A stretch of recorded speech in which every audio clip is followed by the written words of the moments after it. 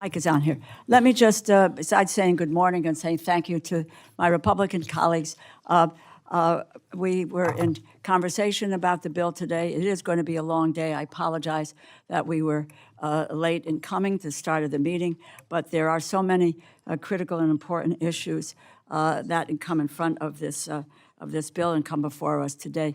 And I agree with the chairman of the subcommittee that it will be a robust discussion and it will be a civil and cordial discussion as well. I want to just say a thank you to Chairman Cole. Chairman Cole and I, over the last several years, have debated and in a robust way, differed on issues.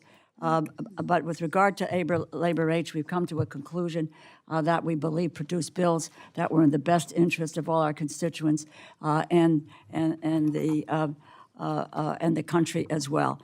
And it's been a great opportunity for me to work with Chairman Adderholt as we do address these issues. This is a bill that affects people's everyday lives in very, very profound ways. And I think we all want to make sure that we are doing the right thing as we go forward. So I thank both Chairman Cole and Chairman Adderholt. Let me express my appreciation for the staff on both sides of the aisle. A thank you to Stephen Stegleiter, Philip Tizzani, Jackie Kilroy, and Laurie Mignon. On the minority staff, I also want to thank the majority staff, Catherine Salmon, Emily Goff, James Redstone, Kirk Boyle, Jaime Varela, and Matthew Kleinman. It will come as no surprise that I oppose the bill before us, which would cut funding for education, for health care and labor programs by $24 billion. That's more than 10%. But before I dive into the details of why this bill would be disastrous for American families, I want to talk about the bigger picture, about what is happening in the country at this moment. Right now, the actions of this malicious and vindictive administration are hurting the middle class, the working class, and the vulnerable across every single one of our districts and taking us back decades. Americans are struggling with the rising costs of everyday necessities. They are living paycheck to paycheck, but the president and House Republicans are not laser focused on the cost of living crisis. They are making it worse. Right now, the Trump administration and House Republicans are dismantling our health care and public education systems. In their first 6 months in office, Republicans passed a bill to cut nearly $1 trillion from Medicaid and the Affordable Care Act, which will take away health care coverage for more than 15 million people. A more than $500 billion cut to Medicare is approaching, harming America's seniors. They slashed nutrition benefits for poor families, which will lead to an additional 1 million kids going hungry, all to pass trillions of dollars in tax cuts for big corporations and billionaires, adding $4 trillion to the national debt over the next 10 years. At the same time, President Trump and House Republicans are marching toward their goal of shutting down the Department of Education and turning public education into a for-profit enterprise.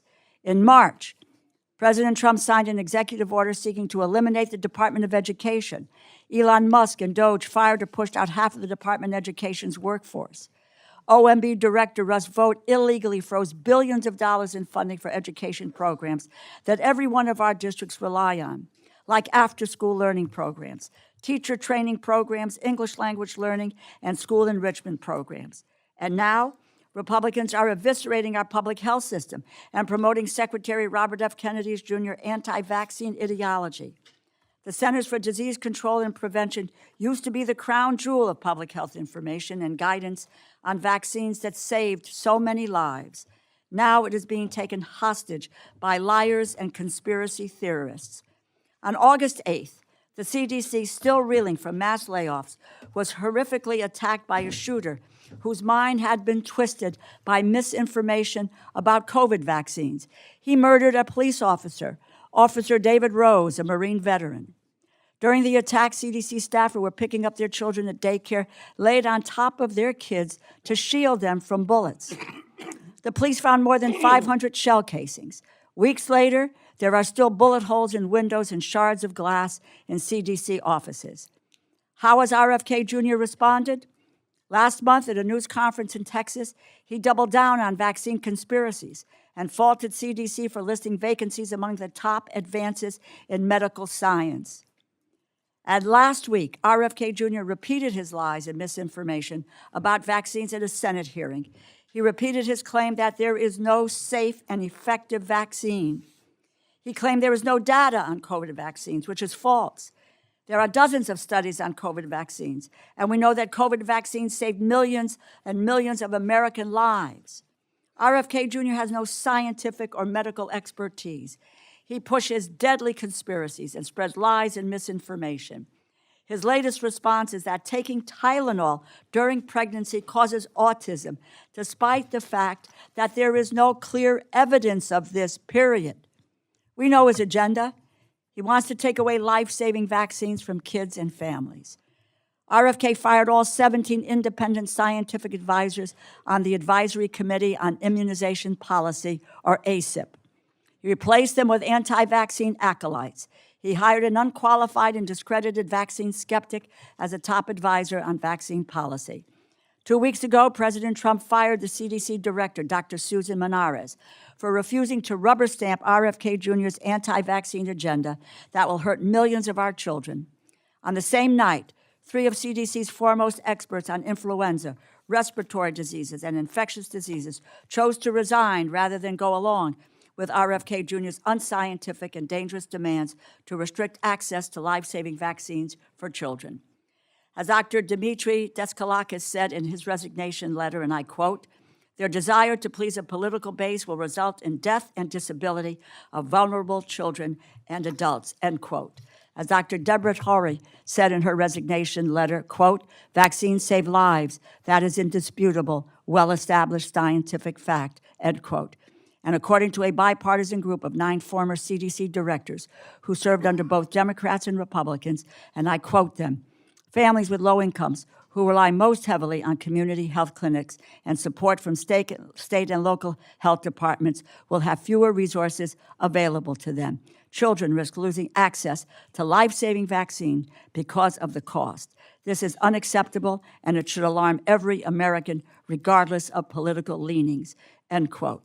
ACIP is scheduled to meet this month to consider recommendations for a variety of vaccines, including hepatitis B, COVID, RSV, and a combination vaccine for measles, mumps, and rubella.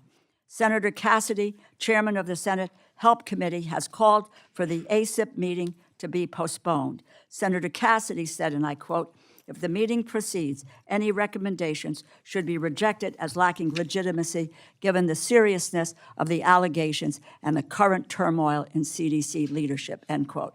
I agree. The ACIP meeting must be postponed. All original ACIP members must be reinstated. Moreover, if they are not, it is imperative that RFK Jr.'s handpicked anti-vaccine members of the committee be replaced immediately by true immunization experts. RFK Jr. was never qualified to be Secretary of Health and Human Services. He should be fired immediately. Now we have the fiscal year 2026 appropriations bills before us, which continues the Republican assault on education, health care, and workers.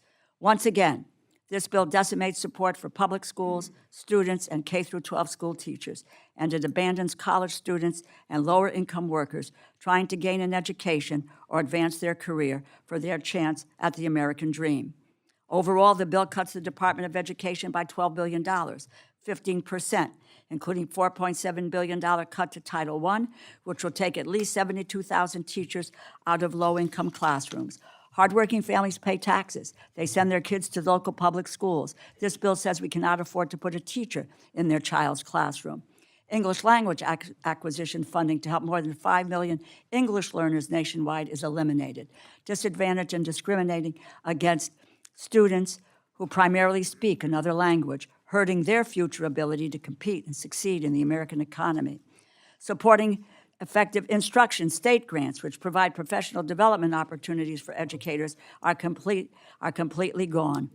Work-based financial aid from Federal Work Study for 222,000 students who needed to help finance their post-secondary education is cut by $450 million, limiting their potential earnings and future success in the job market. And need-based financial aid for more than 1.6 million low-income students who use the Supplemental Educational Opportunity Grants to finance their education is completely eliminated. I find it ironic that this bill was released on Labor Day. It slashes worker protection and abandons the working class, allowing corporations to exploit American workers' safety and rights and promotes cheap foreign labor. Overall, it cuts the Department of Labor by 30%, eviscerating job training programs by more than 50%, and eliminating funding for the adult job training, youth training, and the Job Corps program, destroying job training and career development opportunities for more than 300,000 adults and more than 150,000 young adults. And once again, the majority's bill will harm women's health, children's health, and public health, surrendering the safety and well-being of the American people to multiple health crises. It completely eliminates funding for HIV/AIDS prevention at CDC, a cut of more than $1 billion, and cuts HIV/AIDS treatment under the bipartisan Ryan White program by more than $500 million. The first Trump administration proposed a new initiative to end the HIV epidemic, and the second Trump administration, on the other hand, has abandoned the fight.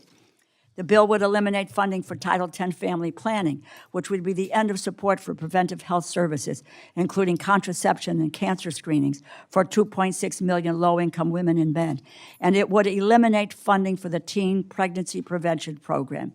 Also eliminated tobacco prevention programs, as well as gun violence prevention research, just days after a horrific school shooting while children were praying in church. The bill cuts NIH research funding by nearly $500 million.